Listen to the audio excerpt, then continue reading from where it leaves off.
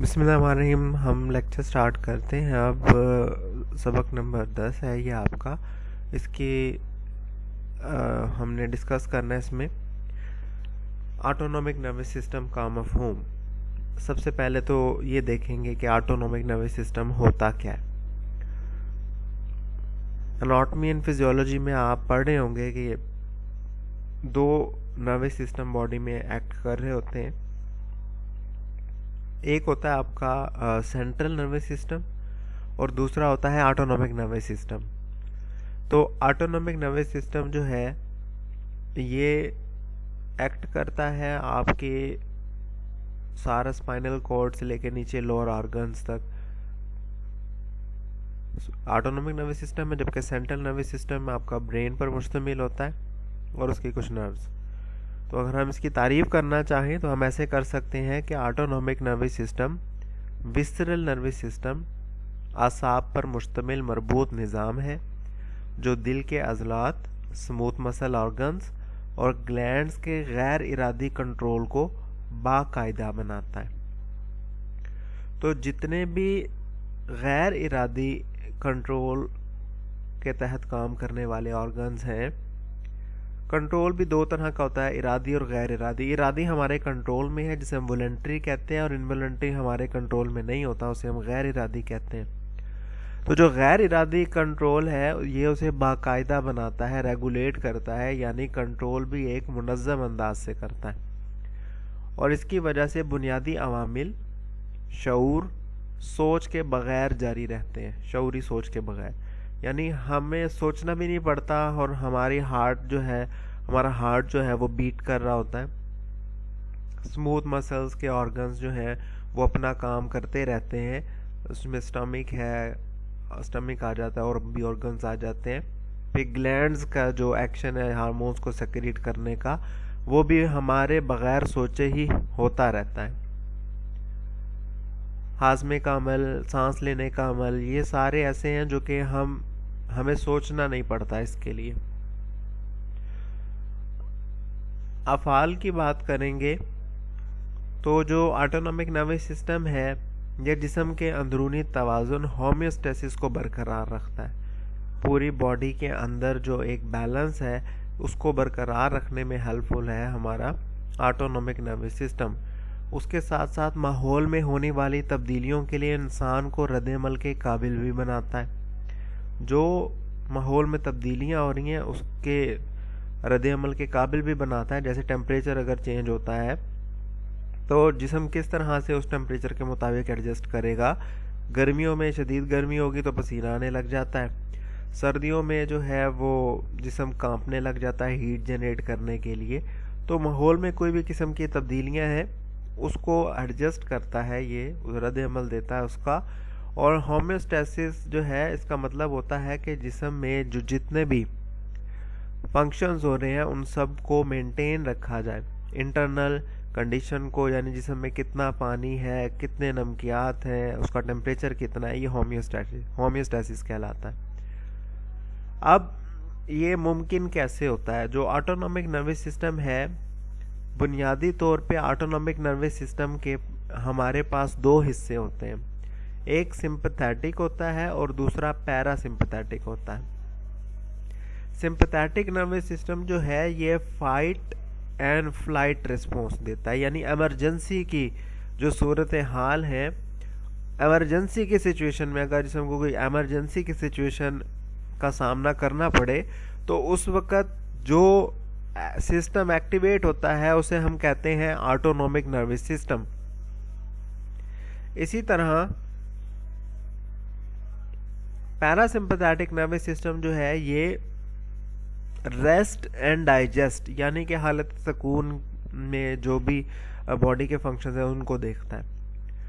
तो किसी भी ऑर्गन की हालत सुकून सिंपैथेटिक या पैरासिम्पैथेटिक की वजह से होती है, यानी कोई भी ऑर्गन अगर स्टेबल काम कर रहा है तो वो सिंपैथेटिक की वजह से या पैरासिम्पैथेटिक, इन दोनों के एक्शन की वजह से होगा। जैसा कि मिसाल के तौर पे आँख की पुतली मरवजा हालत सुकून में सुकड़ी हुई होती है, यानी जो प्यूपिल है आँख की आँख की जो स्ट्रक्चर है उसमें आप देखते हैं एक छोटा सा जो होल है प्यूपिल, जहाँ से रोशनी अंदर दाखिल होती है, वो आम हालत के अंदर सिकुड़ी हुई होती है, वो फैली हुई नहीं होती।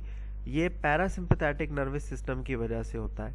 लेकिन अगर खौफ की हालत हो, खौफ की हालत में ये वाली आँख की पुतली जो है, प्यूपिल जिसे कहते हैं, ये फैल जाती है। फैलना इसका सिंपैथेटिक नर्वस सिस्टम की वजह से है, क्योंकि खौफ की हालत में फाइट एंड फ्लाइट रिस्पॉन्स जो है वो इनिशिएट हो जाता है, जबकि आम हालात के अंदर आँख की पुतली जो है वो उसका जो डायमीटर है वो कम होगा, सिकुड़ी हुई होती है, और ये पैरासिम्पथेटिक नर्वस सिस्टम की वजह से है। दूसरे अल्फाज में जो ऑटोनॉमिक नर्वस सिस्टम है, ये इंसान को माहौल में होने वाली तब्दीलियों के लिए मरवजा हालत सुकून से हटा कर रद्द-ए-अमल के काबिल भी बनाता है। यानी जो माहौल में कोई तब्दीली हुई है तो ये उसके लिहाज से एडजस्ट भी करता है। जैसे कि आप देख रहे थे कि पैरासिम्पथेटिक में क्या हुआ, सिंपथेटिक में क्या हुआ। पैरासिम्पथेटिक नर्वस सिस्टम को जो जिक्र आ गया, जो मैंने जिक्र किया था, रेस्ट एंड डाइजेस्ट, और सिंपथेटिक को फाइट या फ्लाइट भी कहा जाता है। अब फिर इनके अपने अपने काम क्या है। तो ऑटोनॉमिक नर्वस सिस्टम दिल की धड़कन, हाजमा, सांस की रफ्तार, लुआबे दहन, पसीना, आँख की पुतली का डायमीटर, पेशाब और जिनसी अफ़ाल पर असरअंदाज होता है। ये सारी चीज़ें जो है इनको ऑटोनॉमिक नर्वस सिस्टम के अंडर आ रही हैं, और जिसकी दो डिवीजन है, सिंपैथेटिक एंड पैरासिम्पैथेटिक। और ये जितने भी काम हैं ये ज़्यादातर गैर इरादी हैं, इनवॉलेंट्री हैं। गैर इरादी हैं, इनवॉलेंट्री हैं। हम इन कामों को सोच के नहीं करते। हाजमा किस रफ्तार से होना है, सांस किस रफ्तार से आना है, हम इसको अगर ना भी सोचे, जैसे सांस की एग्जांपल है, ना भी सोचेंगे तो भी सांस आएगा, तो इनवॉलेंट्री है। लेकिन कुछ कामों में इदारे और शऊर का अमल दखल भी होता है। जैसे सांस लेने की बात हो रही थी, इसमें दोनों है, इरादी भी है, गैर इरादी दोनों है। आप चाहें तो सांस रोक भी सकते हैं, लेकिन अगर आप ना चाहें, आप ये कह रहे हैं कि जी मुझे सोचना ना पड़े, तो सांस फिर भी आपको आएगा। तो इरादी और गैर इरादी दोनों सांस लेने के अमल पे असरअंदाज है।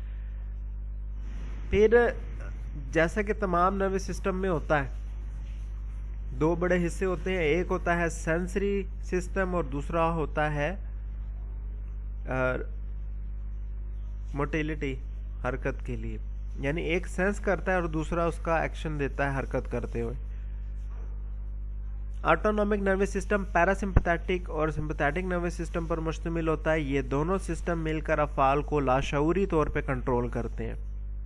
दिल की धड़कन, ब्लड प्रेशर, हाजमा, मेटाबॉलिज्म, नस्ल बढ़ाना, सांस लेना, अम्ल इखराज, पसीना आना और दर्जा हरारत बरकरार रखना, तो ये सारे काम इसके अंडर होते हैं। और ऑटोनॉमिक नर्वस सिस्टम इन्हें करने के लिए रिस्पॉन्सिबल है। अपने अपने तरीके से जहाँ ज़रूरत होगी वहाँ सिंपैथेटिक नर्वस सिस्टम काम करेगा इनवॉलेंट्री एक्शंस के लिए, और जहाँ पे ज़रूरत होगी वहाँ पर वॉलेंट्री एक्शन जो है वो पैरासिम्पैथेटिक नर्वस सिस्टम के तहत किया जा सकता है। वैसे आम तौर पे ज़्यादातर जो ऑटोनॉमिक नर्वस सिस्टम के फंक्शंस हैं वो इनवॉलेंट्री हैं, गैर इरादी होते हैं। उसमें एक रेस्ट एंड डाइजेस्ट का पोर्शन है और दूसरा पोर्शन जो है वो फाइट एंड फ्लाइट का है। ये थोड़ा सा कॉन्सेप्ट है ऑटोनॉमिक नर्वस सिस्टम का, बस इतना सा ही हम इसको डिस्कस करते हैं आज। मज़ीद जो है वो फिर हम नेक्स्ट लेक्चर में देखेंगे कि इनके अंदर मज़ीद कौन कौन सी टर्म्स होती हैं, कौन कौन सी इस्तिलाहात का इस्तेमाल होता है, और कैसे फिर हम उन इस्तिलाहात को इस्तेमाल करते हैं अंडरस्टैंडिंग के लिए, function of autonomic nervous system के लिए। फिर उससे रिलेटेड ड्रग्स हम इसके बाद पढ़ेंगे। तो कोई क्वेश्चन यहाँ तक आपका है, आप कर सकते हैं।